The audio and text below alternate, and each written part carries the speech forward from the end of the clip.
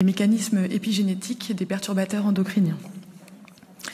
Alors d'abord, je vais faire un petit rappel sur ce que c'est exactement la différence entre génétique et épigénétique. La génétique, c'est l'ADN. Donc en gros, c'est le plan. Si on compare le corps à une construction d'un bâtiment, l'ADN, c'est le plan de construction de ce bâtiment. L'épigénétique, ce serait l'architecte. Ce serait la personne qui distribue les plans.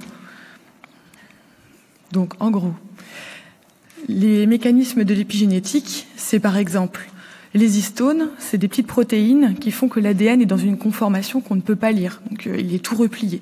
C'est comme si l'architecte mettait les plans dans un placard. Donc, toutes les cellules ont les plans, mais dans certaines cellules, les plans sont cachés dans un placard. Ça, c'est le premier mécanisme possible. Le deuxième mécanisme, c'est la méthylation de l'ADN. C'est des petites marques qui sont disposées sur toute la molécule d'ADN. Ce serait comme si l'architecte mettait du blanco sur certaines régions du plan. Ça va jusqu'à maintenant? Et le troisième mécanisme, ça s'appelle les micro-ARN. C'est des petites choses qui s'interposent quand on a commencé à fabriquer une protéine qui ne devrait pas être là. C'est comme si l'architecte voyait des ouvriers se tromper de plan et qu'il leur disait « stop, on arrête tout de suite ». Donc en gros, ça veut dire quoi? Ça veut dire que si jamais on est dans une équipe de construction du corps humain, on va avoir par exemple quelqu'un qui sera chargé de fabriquer juste le rein et d'assurer son fonctionnement, et il aura uniquement à sa disposition les plans qui concernent le rein et le fonctionnement du rein.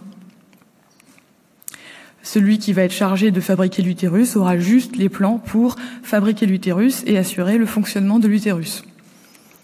Les perturbateurs endocriniens, quel est leur rôle dans tout ça? En fait, ils vont perturber, comme leur nom l'indique, perturber l'architecte. Donc on va se retrouver avec une équipe qui n'aura pas forcément les bons plans. Les anomalies épigénétiques vont entraîner des dysfonctionnements, soit au moment de la formation des organes, au moment de la construction. Par exemple, les malformations utérines, quand le perturbateur endocrinien arrive au moment de la formation des organes dans l'utérus. Soit plus tard, avec une altération du fonctionnement ultérieur des organes. Donc, on n'arrive plus à trouver les plans pour faire fonctionner correctement un utérus.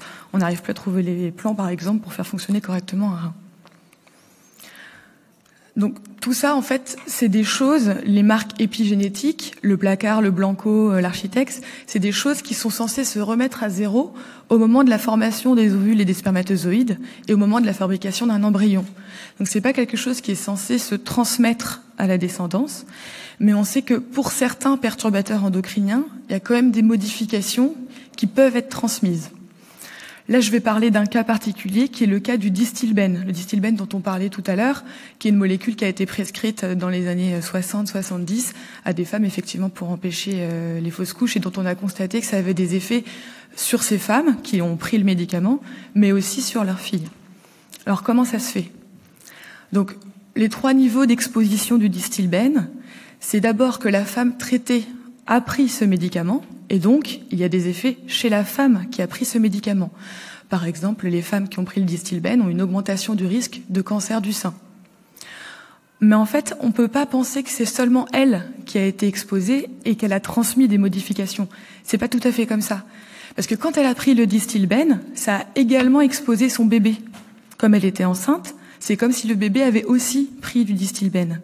Donc les anomalies qui ont été constatées chez les filles de ces femmes-là, c'est des anomalies qui sont dues à la présence du distilbène pendant qu'elles étaient dans le ventre de leur maman.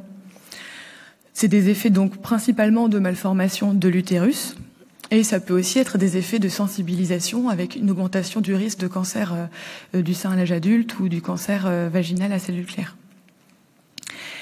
Mais c'est pas tout. Pourquoi est-ce qu'on constate aussi des effets peut-être sur la génération suivante? On a l'impression qu'il n'y a pas de raison pour la peine. Mais en fait, il y a quand même une raison. C'est que je ne sais pas si vous voyez, mais les ovaires de la femme qui était bébé dans l'utérus de sa mère ont aussi été exposés au distilbène. Donc les spermatozoïdes et les ovules qui sont fabriqués au niveau des testicules ou au niveau, en l'occurrence, des ovaires du fœtus, sont aussi directement exposés au distilbène et peuvent aussi avoir des modifications. Donc ça veut dire que ce petit bébé-là, qui a des ovaires par exemple, avec des ovules dedans, quand il fera des enfants plus tard, ces ovules, qui vont être utilisés pour faire cet embryon et ce nouvel enfant, auront peut-être aussi des anomalies. Ça va? Vous arrivez à... Donc, du coup, c'est possible qu'il y ait des conséquences, et en l'occurrence, pour le Distilbène, on a constaté que chez les fils qui sont nés de ces femmes qui ont été exposées dans l'utérus de leur mère, il y a effectivement des malformations génitales plus fréquentes, par exemple des hypospades. Donc voilà.